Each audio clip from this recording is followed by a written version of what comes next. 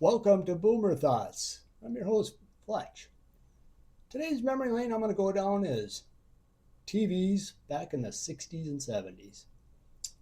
Wasn't a whole lot of choice, and they were big. Of course, they were black and white, and they were always in a console. All set up, speaker on each side. Might even have a photograph, album player, and a thing.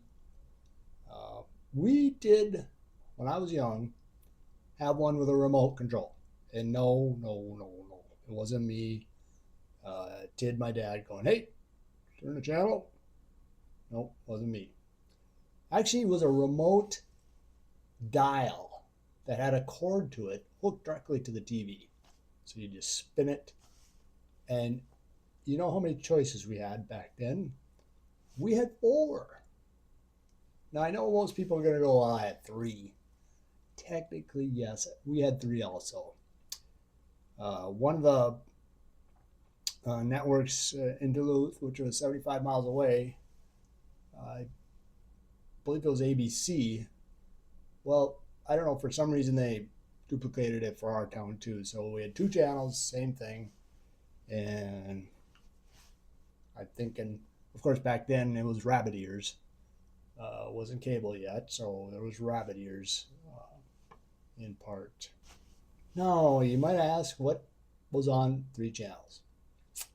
Not much, not a whole lot, but the big weight was Saturday morning.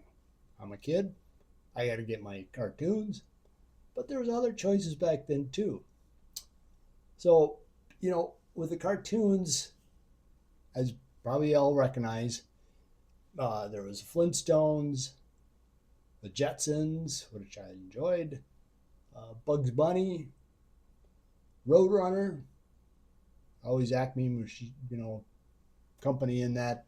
The Cody never win, so or always win, and so yeah, that was a good one. I like Johnny Quest too. That was more of a serious tone cartoon. Of course, there's Scooby Doo, and there was Fat Albert and the Cosby Kids. I'm sure that one's probably taken off the air because, well, we don't need to go down that road.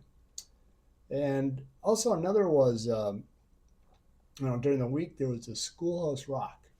I don't think they're half-hour shows. Maybe they were more a longer commercial version kind of a situation, but those are always enjoyable. But the biggest probably competitor up against the cartoons that on Saturday mornings was the AWA wrestling. And this is the league that before the WWE took off in the 80s. And it was headed by Vern Gagne, and he was based it here in the Twin Cities. And yes, that was on Saturday mornings. And there were some big names involved with that.